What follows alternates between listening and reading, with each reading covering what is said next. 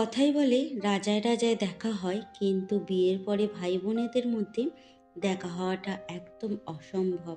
আবার অনেক ভাই বোনদেরকে দেখেছি সম্পত্তির জন্য নিজেদের মধ্যে লড়াই করতে, মনোমালিন্য করতে। আবার অনেক ভাই বোনদেরকে দেখেছি বাবা মাকে আলাদা করে দিতে, কে খাওয়াবে কে দেখবে সেই নিয়ে নিজেদের মধ্যে অনেক দ্বন্দ্ব, অনেক পরিকল্পনা। যে বাবা মা তার 2 সন্তানের মধ্যে বা 3 সন্তানের মধ্যে বা যতগুলোই তার সন্তান হোক না কেন, ভালোবাসায় কোনো ভাগাভাগি করেননি, কিন্তু শেষ জীবনে এসে সেই সন্তানদের কাছে ভাতের জন্য ভাগাভাগি হয়ে যেতে হয়। নমস্কার বন্ধুরা, আমি অনু, হ্যাপি লাইফ উইথ অনুর আর একটা নতুন ব্লগে আপনাদের সকলকে মন থেকে জানাই অনেক অনেক স্বাগত। কেমন আছেন আপনারা? নূতন দিনে আর একটা নূতন সকালে আপনাদের মন থেকে অনেক অনেক স্বাগত জানিয়ে একটা নূতন দিন শুরু করলাম। আগের দিন তো বলেইছিলাম গাছগুলো বসিয়ে নিয়েছি, আর এই দেখুন কিছু মানি প্ল্যান্ট, আর এই যে এই গাছটাও বসিয়ে নেব। এই মুহূর্তে গাছটার কথা আমার মনে পড়ছে না, মানে নামটা কি, তো এগুলো মাটিতে দিয়ে দেব।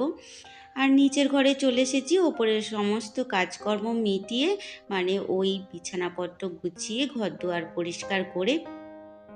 আর এখন তো 2 বেলাই আমার ওই ছোট্ট ছানাগুলো যে এসেছে, গাছ নামক ছানাগুলো, তাদেরকে 2 বেলা জল দেওয়া, সেটা আর একটা কাজ বেড়েছে। তো জল দিয়ে সমস্ত সবাইকে দেখাশোনা করে এবার চলে এলাম পেট পুজোর আয়োজন করতে। শুধু তো গাছ দেখলেই হবে না, এই যে আমার সংসারের মানুষজনগুলো সময় মতো না খাওয়া দাওয়া দিলে তারাই বা কাজকর্ম করবে কি করে? গাছগুলো তো একটুখানি দেরি যদি হয় জল দিতে, তাহলে আন্দোলন করতে পারবে না। কিন্তু আমার বাড়ির মানুষগুলো একটু যদি খিদে পেয়ে যায় তাহলে তো আন্দোলন শুরু করে দেবে। তাই জন্য তাড়াহুড়ো করে আগে রান্না কাজে চলে এলাম। বিশেষ কিছু রান্না না, এই যে অল্প তেল ঝাল মশলা দিয়ে একটা মাছের তরকারি করে নিচ্ছি, আর করে নেব মূলো, আলু এইসব দিয়ে একটা চচ্চড়ি। আর এই যে আমার লঙ্কা গুঁড়ো ছাড়া কাঁচা লঙ্কা বাটা দিয়ে মাছের তরকারিটা এই রকম দেখতে হয়েছে। খেতেও অবশ্য ভালো হয়েছিল, যদিও ভয়েস ওভারটা তো পরে দিচ্ছি। আর অল্প তেলের মধ্যেই 5 ফোড়ন দিয়েছি, তারপরে কেটে রাখা সবজিগুলো তুলে দিচ্ছি। এটাও ওই রকমই অল্প তেলের মধ্যে হালকা করে রান্না করব। আর এর আগে একটু বড়ি ভেজে রেখেছি। লবণ আর হলুদ দিয়ে সবজিগুলো একটু হালকা করে নেড়ে নিচ্ছি, যাতে ওই মূলোর একটা কাঁচা গন্ধ সেটা বেরিয়ে যায়। আর এই যে কৌটোর মধ্যে কাঁচা লঙ্কা, পেঁয়াজ এটা বেটে নিয়েছি একসাথে, তো এটাই দিয়ে দেব। যেহেতু অল্প পরিমাণে কাঁচা লঙ্কা, তাই আলাদা করে তো আর বাটা যায় না, পেঁয়াজের সঙ্গে বেটে নিয়েছিলাম। তো এবার ভালো করে কষিয়ে জল ঢেলে দেব, ব্যাস তাহলেই কিন্তু আমার রান্নাটা হয়ে যাবে। বিশেষ কিছু তামঝাম করিনি রান্না, এই রকমই হালকা পট্ট রান্না করেছিলাম। তো কেমন লাগলো আমার আজকের মধ্যবিত্তের এই লাঞ্চ মেনু অবশ্যই আপনারা কমেন্টে জানাবেন। আর ভিডিওর এই পর্যায়ে এসে কোনো অংশে যদি আমার ভিডিওটা ভালো লেগে থাকে, তাহলে প্লিজ চ্যানেলটা সাবস্ক্রাইব করে আমার পাশে থাকবেন আর একটা মিষ্টি কমেন্ট করবেন, যাতে পরবর্তী অনেক ভিডিও করার অনুপ্রেরণা পাই। সমস্ত কাজকর্ম করে স্নান টান করে এই যে চলে এসেছি একটু রেডি হতে। আর প্রথমেই যে কথাটা ভিডিওর আগেই বলছিলাম, যে ভাই বোনেদের বিয়ের পরে সত্যিই দেখা হয় না, কেননা সবার তো এক সময় হয় না যে বাপের বাড়ি ঘুরতে আসবে। কেউ আগে আসে, কেউ পরে আসে। তাই রাজায় কোনো কারণে দেখা হলেও ভাই বোনেদের মধ্যে দেখা হওয়াটা সত্যি অসম্ভব। আবার অনেক সন্তান আছে যারা কিন্তু সম্পত্তির জন্য বা বাবা মাকে দেখার জন্য এমনই তাদের মধ্যে অশান্তি শুরু হয়ে যায় যে নিজেদের মুখ দেখাই ভার হয়ে যায়। আর এই যে আমি একটু আমলকি খেয়ে নিয়েছিলাম, তারপরে চলে এলাম আপনাদের কাছে কিছু গিফট দেখাবো বলে।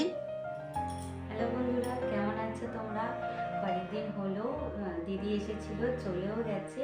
আর দিদি এসেছিল অনেক কিছু গিফট নিয়ে এসেছিল, যেগুলো তোমাদের সঙ্গে শেয়ার করা হয়নি। আজকে ভাবলাম তোমাদের সঙ্গে সেগুলো শেয়ার করে নিই।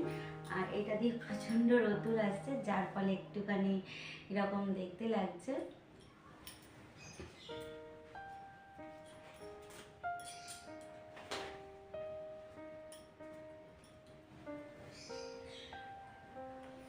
তো দিদি, আমি যেহেতু ব্যাগ খুব পছন্দ করি, তো দিদি আমার জন্য অনেকগুলো ব্যাগ এনেছে।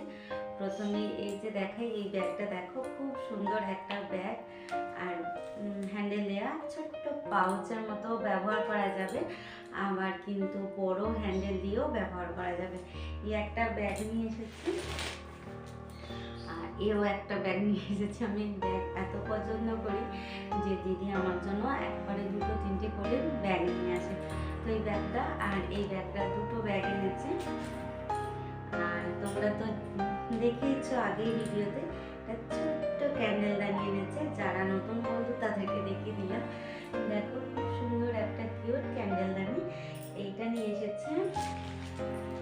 আর অনেক কিছু নিয়ে এসেছিল, যেগুলো খাওয়া হয়ে গেছে। যাই হোক, যেগুলো খাওয়া হয়ে গেছে সেগুলো তো আর দেখাতে পারবো না। আর এটা, এই দেখো, এই একটা শাড়ি নিয়ে এসেছে। এটা হলো আমার মামিমার শাড়ি।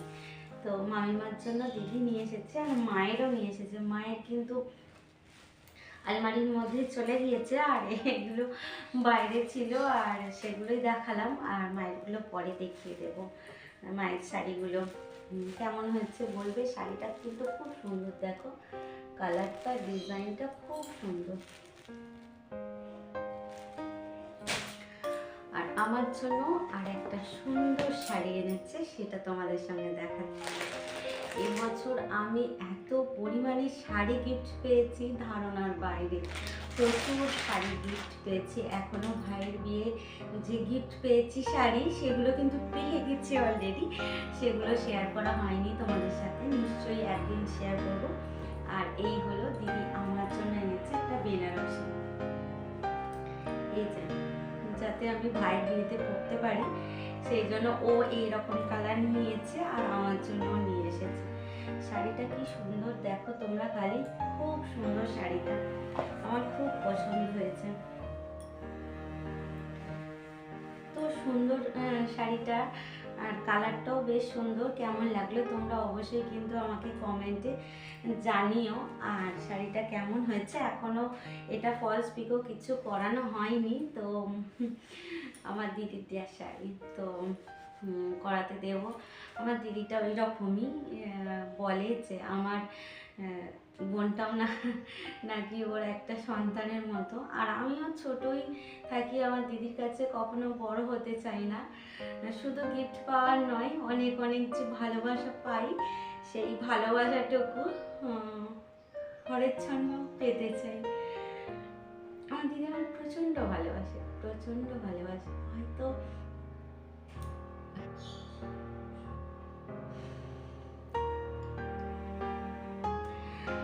অনেকে হয়তো মনে করবে যে দিদি এত কিছু গিফট দিচ্ছে বলে হয়তো দিদিকে কথাগুলো বলছে, তা না। সত্যি দিদি আমাকে প্রচুর ভালোবাসে, আর আমিও আমার দিদিকে প্রচুর ভালোবাসি। শুধু দেয়া নেওয়াটা তো অনেকটা বাইরের ব্যাপার, আর ভালোবাসাটা সেটা হচ্ছে একদমই আলাদা একটা বন্ডিং। যাই হোক, শাড়িটা কেমন হয়েছে তোমরা অবশ্যই জানাবে। মন খারাপের কথা বললাম, একটু তো হয় ভাই বোনেদের কথা বলতে গেলে এরকম। তো শাড়িটা দেখো, পুরো শাড়িটা কিন্তু কাজ করা আছে। এটা হলো আঁচলটা, পিঙ্ক কালারের আঁচলটা, ব্লাউজ পিসটাও কিন্তু পিঙ্ক কালারের রয়েছে, আর পুরো মেঝেটা এইরকম। তো শাড়িটা অবশ্যই জানাবে তোমরা কেমন হয়েছে।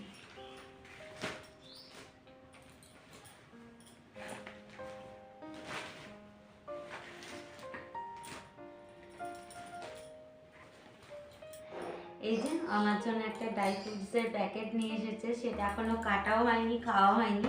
আমার দিদি কোনোদিনও খালি ব্যাগ দেয় না, যখনই ব্যাগ দেয় তাতে ঠিক অনেক কিছুই থাকে, কিছু না কিছু নয়, অনেক কিছু থাকে। যাই হোক, এই হলো আমার দিদির দেয়া গিফট। বন্ধুরা, আমার দিদির নিয়ে আসা গিফটগুলো কেমন হয়েছে তোমরা কিন্তু অবশ্যই আমাকে কমেন্টে জানিও। এবার এই যে এলোমেলো শাড়িটা, এটা একটুখানি ঠিকঠাক করে নিতে হবে, নাহলে এইভাবে রাখলে খুব মুশকিল। সত্যি আমি ঈশ্বরের কাছে অনেক অনেক কৃতজ্ঞতা জানাই যে তিনি এমন সুন্দর আমাকে ভাই বোন দিয়েছেন, এমন সুন্দর আমাকে একটা পরিবারে পাঠিয়েছেন। তো অনেকেই বাবা মাকে ভাগ করে নেয়, এটা আমার একদমই ভালো লাগে না। আসলে মা বাবা যখন 5জন বা 3জন সন্তানের মধ্যে ভালোবাসা ভাগ করে দেয় না, তাহলে বয়সকালে কেন বাবা মাকে ভাগ করে নেবে সন্তানরা এক মুঠো খাওয়ানোর জন্য? যদি আপনাদেরও চারিপাশে এই অবস্থা হয়ে থাকে, আপনারাও কিন্তু একটু প্রতিবাদ করবেন।